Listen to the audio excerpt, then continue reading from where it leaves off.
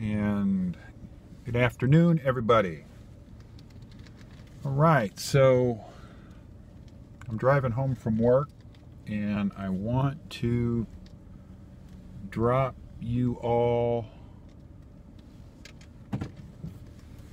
a little resource here, and I'll be dropping little resources off periodically. My page says I'm a Catholic therapist, so I'm not only dropping theological and biblical information to you, devotional information. I'm going to be dropping therapeutic information periodically as well. So what do I want to share with you today? I want to share with you 5 ways to fight depression,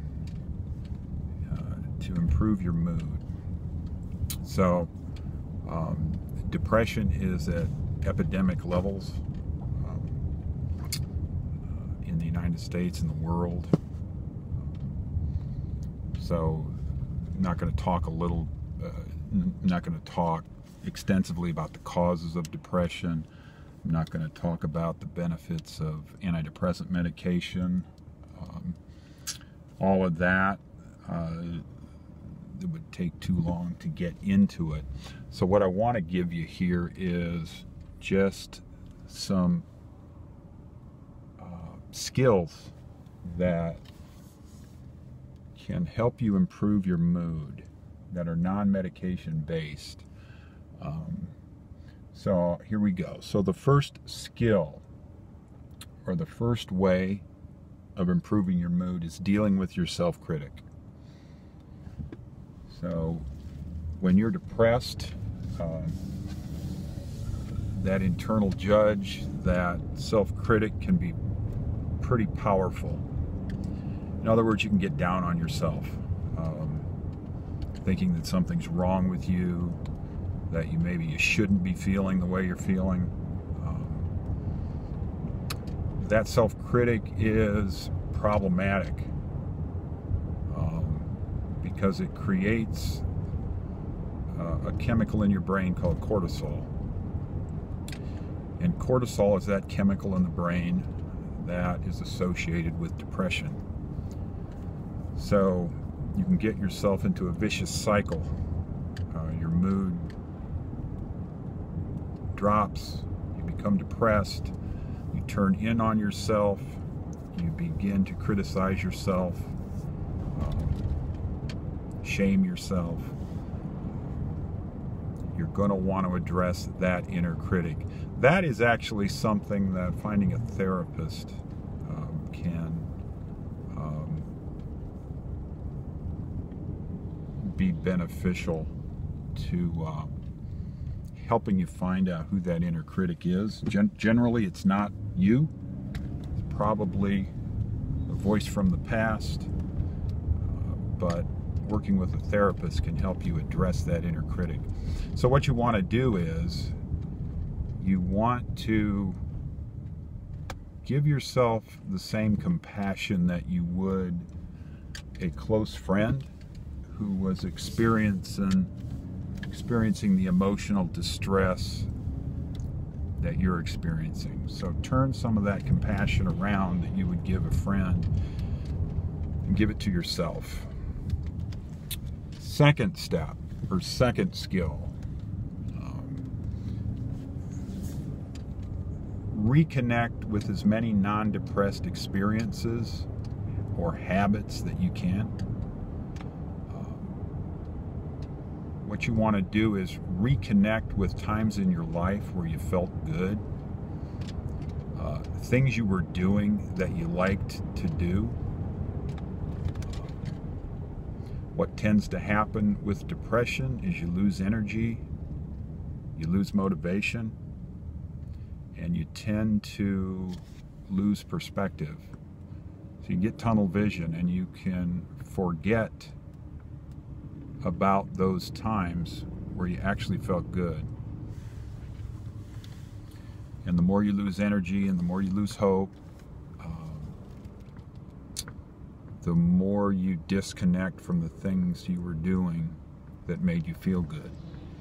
So one of the ways of improving your mood is to reconnect with those habits, those non-depressed experiences. And when I'm working with a client, you kind of see a light bulb go on when they can say to themselves, you know what, the last time I felt good was about 6 months ago, and I was going to the gym 3 times a week. Well, right there is a prescription for you to help you improve mood. So reconnect with non-depressed experiences or habits.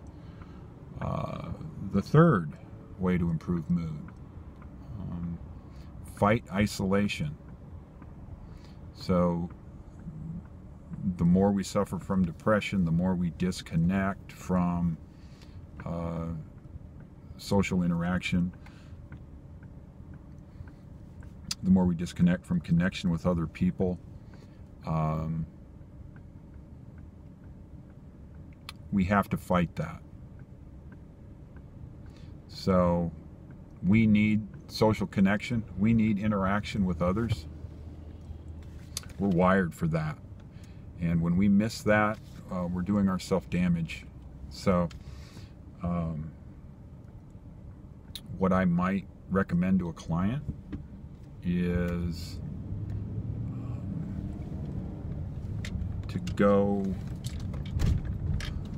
feel bad at a Starbucks, or go feel bad at the library, go to the park, get out of the isolated state and just put yourself in the vicinity of others.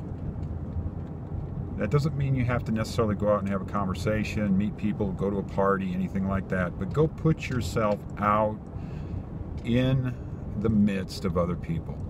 Go to the mall, walk at the mall. Don't wait till you feel better. Go do it and then see if you feel better.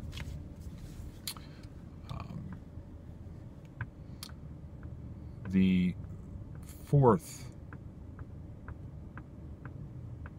way to improve your mood is connect with a future hope beyond your current circumstances. So when you're depressed, it can create a great sense of hopelessness. You can begin to think that this is never going to end. You're never going to feel better. You're never going to get past this. So there can be a great sense of hopelessness.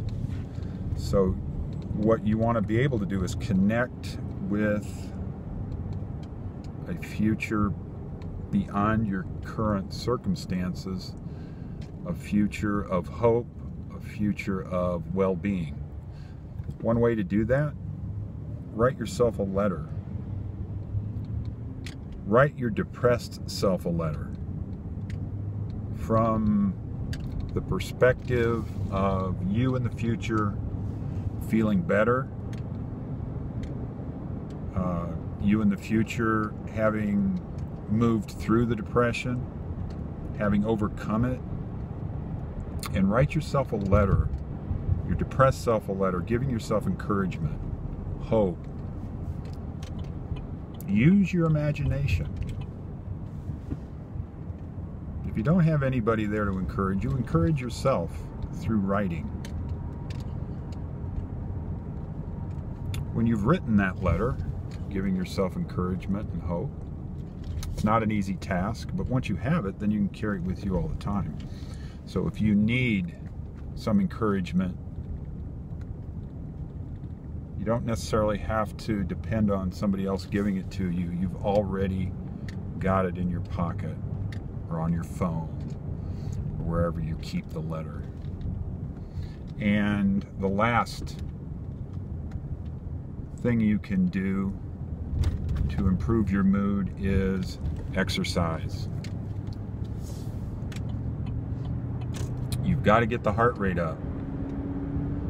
Exercise, exercise, exercise. We're finding that exercise is as effective as antidepressant medication. So you're going to want to get out, walk, go to the gym, Do some push-ups, do some calisthenics, do something to get your heart rate up. Do it at a tolerable level. You don't need to go out and get a personal trainer per se, but get your heart rate up. Walk around the block once a day. That gets you out of the isolated state, get you outside, and then get your get moving. Get some exercise. So these are 5 things, very practical things that you can do to improve your mood, and I hope they're helpful for you. And I will catch you later. Thanks. Bye.